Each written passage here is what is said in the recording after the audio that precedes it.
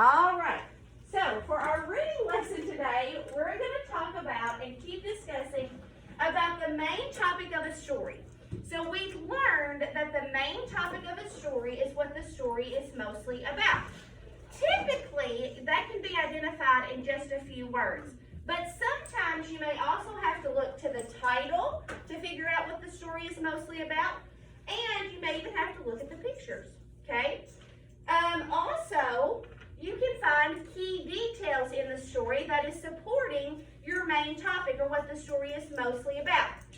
Now, key details are facts that supports the main topic, again, which is what the story is mostly about, okay?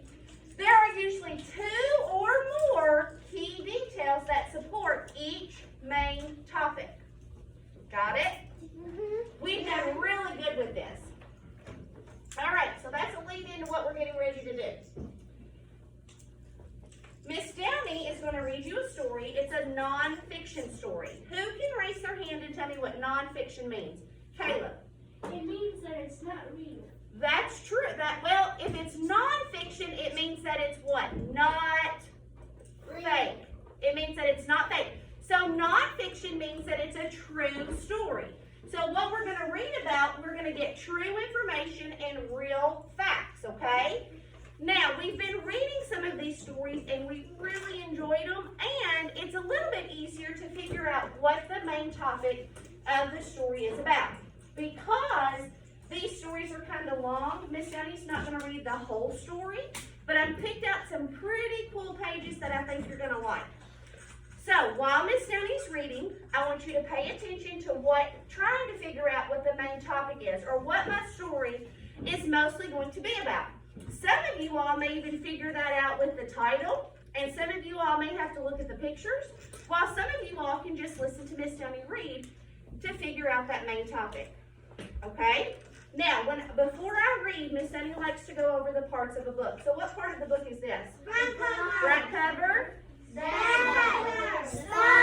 And if I open my page here, Title. page. Who writes my story? The The author. author. Very good. Who draws my pictures? Illustrators. Illustrators. Awesome. Kiss your smart brains. Now, sometimes in nonfiction books, there's also those special text features that we've studied. In this book, you're going to see a text feature called a caption. Remember that a caption is added information that goes along with the picture. So it's giving you more information about what you're looking at in the picture. All right, do a self-check. Make sure that you're ready to listen to read, and we're going to get started. The title of my story is, What If You Had an Animal Tail? It's written by Sandra Markle, so she's my author. It's illustrated by Howard McWilliams, so he's my illustrator. Here we go. What if you had an animal tail? What if one day you woke up, threw back the covers, and got out of bed, but something felt different? What if overnight you grew an animal tail? Look here, this little boy grew a peacock tail. A male peacock has a tail with feathers up to 6 feet long that can feather across its back. The feathers have eye-like spots in beautiful colors like blue, green, and gold. This bird sheds and regrows its tail feathers each year just in time for the mating season. Now, down here at the bottom, we have a real photograph of a peacock and a text feature of a caption. And it says, fact. Each peacock's tail has its own special pattern of eye spots and shimmering colors. Now, we have a friend in our room who has a peacock. Mason has a peacock or 2. Do you have 1 or 2? I used to have one that looks just like that one. Really? And it died. Oh, no. But Mason has had a peacock live at his farm. So he has seen, in real life, a peacock. So that's cool. How did he get the peacock? I'm not sure how he got it. Now, this is a South African ground squirrel. A South African ground squirrel's long, bushy tail is a built-in sun umbrella. The squirrel uses its tail for shade since there are few trees or bushes in the dry places where it likes to live. This squirrel usually spends the day searching for seeds and small plants to eat. But in the summer, the temperature can get up to 114 degrees. That's really hot.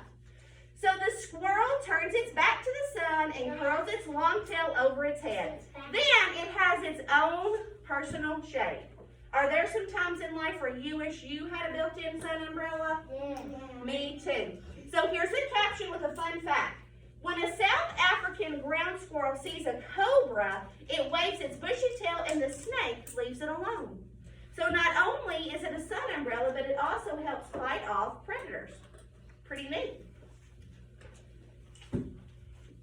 Like Miss Odie said, I'm not going to read the whole book because it's a little long and I wanted us to just see what we can do with the main idea. Here's a giraffe though. Miss Odie loves giraffes. I know, I skipped a few pages. A giraffe's tail is a record holder. Including the tail tuft, it can be up to 8 feet long. That's longer and taller than Miss Downey. That makes it the longest tail of any land mammal. The bottom half of a giraffe's tail is a long tuft of hair. So it's kind of like a horse, but it's got hair at the end of it. But the top half is a muscle and separate tailbones. These tailbones allow the tail to bend at each joint, which is where the bones meet. So a giraffe can swish its tail to swat away any biting bugs with a long tuft. Pretty interesting, huh? Interesting. All right, Miss Jenny's going to read just a few more that I think you're going to like. I really like this one. A beaver. A beaver's tail is a broad, flat paddle covered with leathery scales. An adult beaver's tail can be more than a foot long, about a third of the length of its body. So its tail is almost as long as he is. In the water, a beaver's tail is the perfect rudder, steering the animal while it swims with its webbed back feet. When a predator comes close, which we know that a predator is someone who wants to hurt the beaver, right? So when a predator comes close, a beaver smacks its tail hard on the water surface to warn its family that there's danger and hopefully scare it away. So again, their tails serve lots of purposes, right? Okay, I think I've got one more for us. That was a good one. That was a good one. I like the beaver too. The last one, spider monkey. A spider monkey can use its long tail to grab something and hold on. The monkey's tail helps it stay safe as it swings through the trees.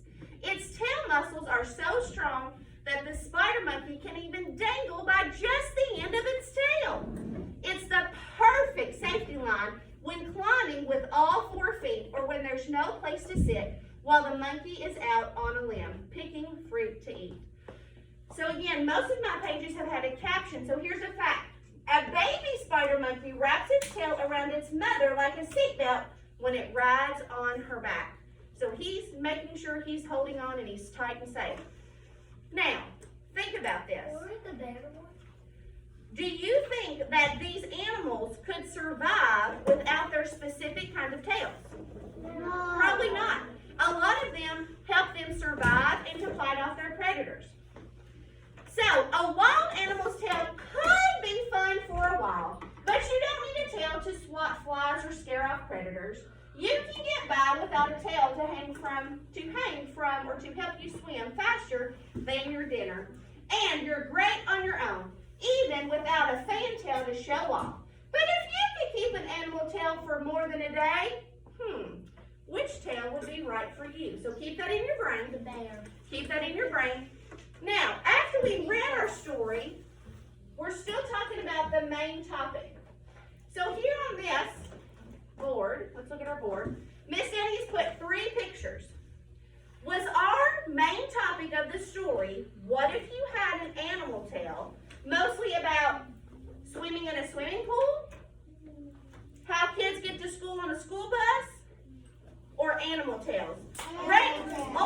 Raise your hand if you want to vote for, we learned mostly about swimming pools. No, tails help them swim. But that wasn't what mostly our story was about. What about how kids get to school on a school bus? No, we learned about how some animals travel using their tails, like the baby spider monkey, but we didn't learn about school buses. What did we learn about? Animal tails. Good. Kiss your smart brains. Our main topic of our story was about animal tails. Now, there was some key details in that story that supported what our story was mostly about. Now, give me a thumbs up if you agree that what I read is a main or a detail that supports that main topic, or a thumb down if you disagree. So get your thumbs ready. All right, our first supporting detail. A giraffe's tail can be up to 8 feet long. Was that a detail? Hey, Noelle. Miss Vaughn's at the door. You can go, baby. All right, so was it in our story that a giraffe's tail can be up to 8 feet long? Yes, so that was a detail that supported our main topic. What about swimming pools can be lots of fun? No, we didn't read anything about a swimming pool, and it doesn't support what our story was mostly about. Some kids ride a school bus. Was that a supporting detail in our story? No. We didn't learn about school buses in our story. But what about a monkey can use its tail to hang from trees? Yay! We did learn about that. So any detail that we could pull from our story would mostly be about what? Animal tail. So now I want you to think of your brain. If you could have an animal tail, which animal tail would you have and why? And we're going to share it here in just a second, okay? Okay.